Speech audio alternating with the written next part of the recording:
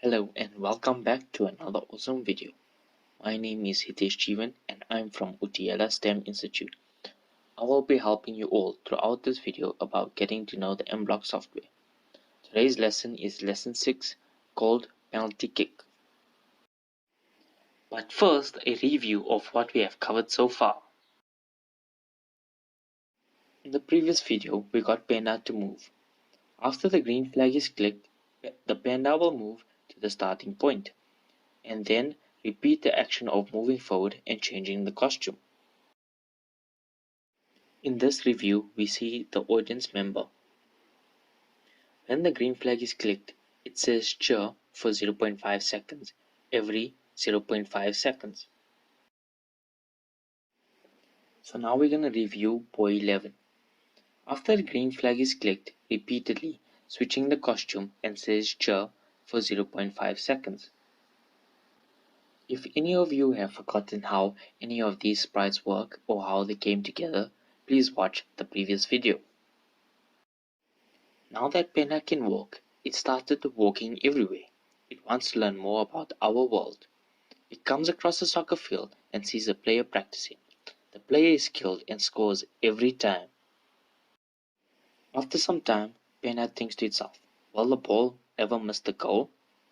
And if so, what are the parameters to make the ball miss the goal? After watching for a while, Panda thinks to itself, if the ball is kicked too forcefully, will the ball miss the goal? And if the ball hits the goal post accidentally, what will happen? Programming knowledge recap. So the block area is motion and the block we're using is glide. So the function is the sprite moves smoothly to a specific position at the stage in the specific time. We're now going to use the glide function in order to make Panda take a penalty kick.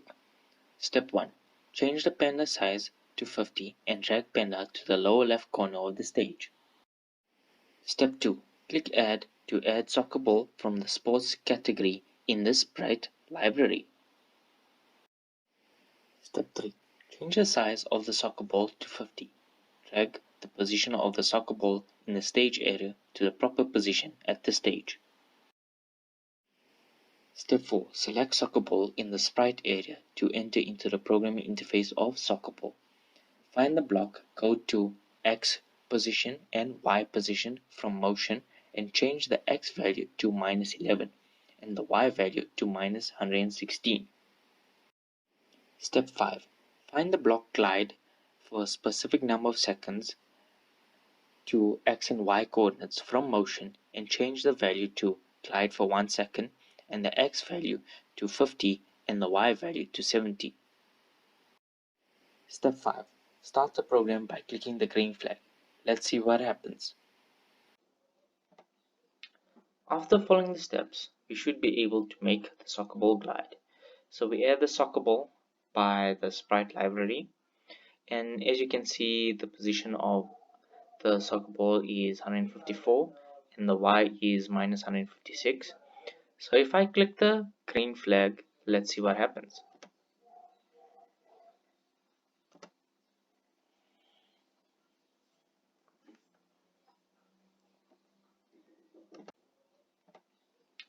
After following the steps, we should be able to make the soccer ball glide. So we add the soccer ball by the sprite library, and as you can see, the position of the soccer ball is 154 and the Y is -156. So if I click the green flag, let's see what happens.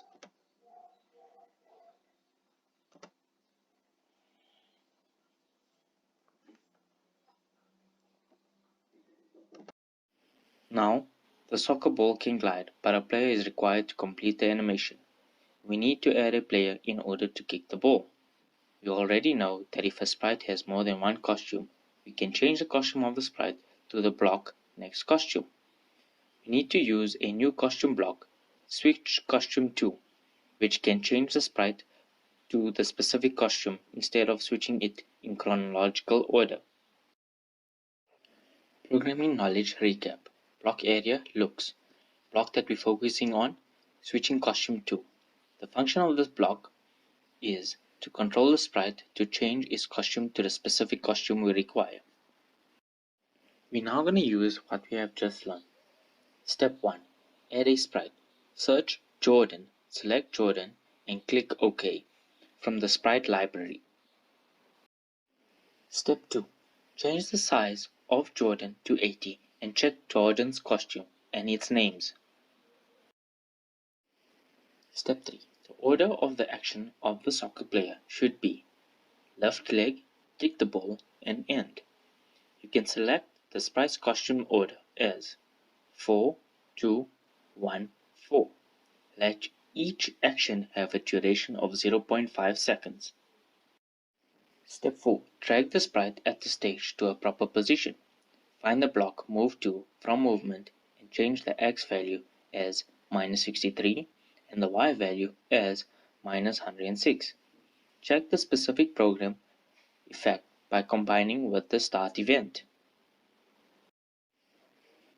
In order to achieve the effect of the player kicking the ball and the ball rolling, make the soccer ball wait for 1 second and adjust the soccer ball program as follows. After following the steps provided, let's see the code for the soccer ball. You can see that when the flag is clicked, we're going to go to a specific position, wait 1 second, and then glide to another position. Then if you click on our other sprite, we have, when we click the green arrow, it's going to go to a certain position, change costume, wait 5 seconds, 0.5 seconds, change costume, wait 0.5 seconds. Let's see the output of this right now. So I'm going to click the green button and let's see what happens. As you can see, it appears that our sprite has kicked the ball. We have created the kicking action, but how do we achieve the effect of the soccer ball being kicked outside of the stage? For this, we need the hide the sprite. So we need to use the blocks show and hide in looks block area. Programming knowledge recap. So we're going to be focusing on the block area looks, and in particular 2 types of blocks, which is the show and the hide. The show displays the hidden sprite, and hide, it hides the sprite. Let's put the show and hide blocks into action, but first let's choose a nice background. So step 1, in order to make the background look nicer, add football field 1 background from the background library. Step 2. Select soccer ball in the sprite area to enter the programming interface of soccer ball. Select the block show from looks to set the initial state of the soccer ball to display. Step 3. Move the position of the soccer ball at the stage, change the glide time, change the position to which the soccer ball needs to slide to, which is X coordinate 228, Y coordinate 169, to simulate the ball flying out of the stage. Step 4. Select the block hide from looks to set the state of the soccer ball as hide. Click the green flag to experience the program effect. By following the steps provided, we're now going to see what happens when Jordan kicks the ball too forcefully. Let's have a look. Press the green button, runs up, and as you can see, it disappears. So by following these steps, this is what happens. When we click the green arrow, it shows the ball. The ball goes to a specific location. It waits 1 second and then it glides off to the screen. And then we hide the ball so we can't see it afterwards. In order to prevent the sprite with a hidden block from disappearing permanently out of the stage and thus affect other events or the execution effect of the next program, we usually use the display block and the hidden block together. Regardless of the ball is kicked away, the ball hits the post, or the ball is kicked into the goal, we use this display block after the event starts. Yes guys, it's homework time. So we've done 2 cases where the ball is kicked into the goal and the ball hits the post. So now what I want you guys to do is add on.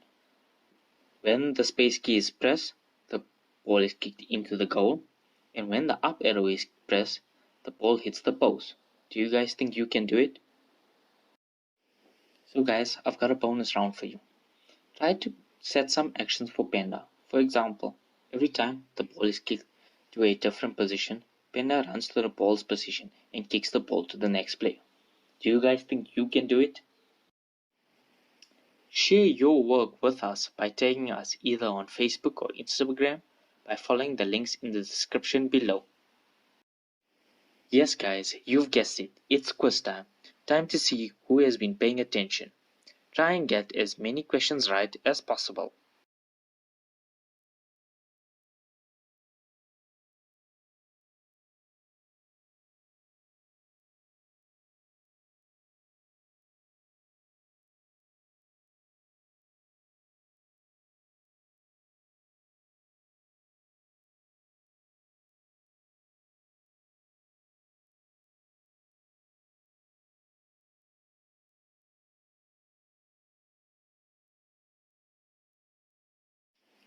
That's it for this video. If any of you have any questions, drop a question in the comment section below. Thank you for watching. I hope you enjoyed the tutorial. See you guys in the next video.